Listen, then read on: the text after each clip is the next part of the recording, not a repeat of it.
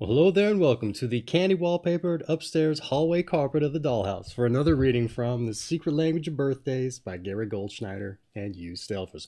Now, why are we on the carpet of a facade of a dollhouse, you may be wondering? Well, my friends, as it happens, the wheel of the zodiac is shifted ever so slightly and taking us from the Aries 3 period of the 48 periods of the zodiac on into the Aries-Taurus Cusp. So we're down here on the floor, we get down to the foundation, find out what that's all about. So let's dive in, shall we?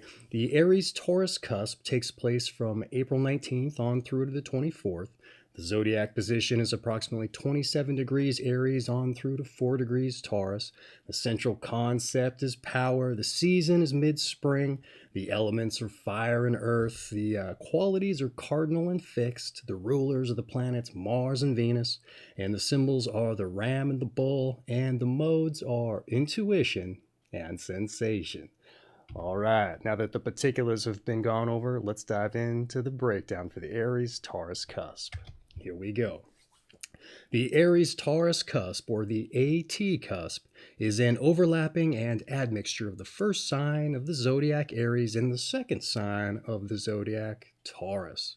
The AT Cusp can be symbolically likened to the period of around 7 years of age in the human life and literally falls at the beginning of mid-spring in the northern hemisphere.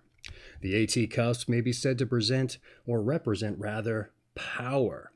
And during this period of the year, the forces of nature are fully released with beautiful, sometimes terrifying intensity. The onset of spring may be seen as heralding an idyllic, pastoral season, but has also been the time of violent blood rituals, both in primitive cultures and in the Christian Easter or Jewish Passover celebrations. In spring, the melting snow of the mountains discharges torrents of water, rain comes, and colorful new life thrusts up through the earth seeking light and air. In humans, the age of 7 usually marks the arrival of many of their second teeth, and the child passes over into a stage in which he or she begins to feel and express newfound powers. Ideally, identification with the parent of the same sex has occurred by now, and the child seeks to assert his or her own growing independence and autonomy. Moreover, the child can act as a protector or even surrogate parent to younger siblings and or infants and toddlers. The days which comprise the AT Cusp reveal some of this manifestation of power, not only in the fiery forwardness and willfulness expected of an Aries, but also in the earthy Taurus traits of practicality, endurance, and nurturing. All right, there is the Aries-Taurus Cusp breakdown. Let's dive in to the personality. Here we go. Those born on the Aries-Taurus Cusp are markedly dominant personalities, capable of impacting on their environment with great force and exerting control over those around them. Whether they choose to be leaders or not, they can achieve solid career results in a variety of ways, climbing the corporate ladder, establishing themselves as influential freelancers, setting up and running a family or a home situation, or building a secure financial base. Aries-Taurus people become very uncomfortable if they are forced to give up their autonomy or are compelled to submit to another's authority.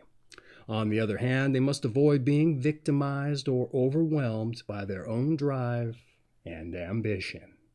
Every Cusp personality comprises conflicting elements, being influenced by two very different adjacent signs. Because the Aries-Taurus personality combines fiery, impulsive, and intuitive Aries traits with earthy, sensuous, and practical Taurus ones, frustrating conflicts between imaginative and realistic considerations may surface. On the other hand, earthy qualities may also serve to balance, calm, and ground fiery energies. Intuitive sensation types, those born on the cusp may at times show a disturbing lack of emotional sensitivity.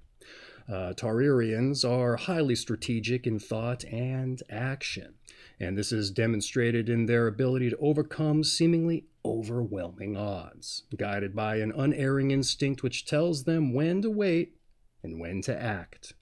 Masters of thorough and painstaking preparation, they are not in any hurry to achieve immediate results. All right, there's the personality there for the Aries-Taurus cusp. Let's move on to some advice. Try not to overpower others and learn to back off and allow things to happen as they will. And although your hands may itch to do the job, give others a chance to do it their way, even if they make mistakes. And try to remain sensitive to the feelings of those around you. All right, there's some advice. Let's dive into some Aries-Taurus attractions. All right, at least Aries-Taurus cusp attractions.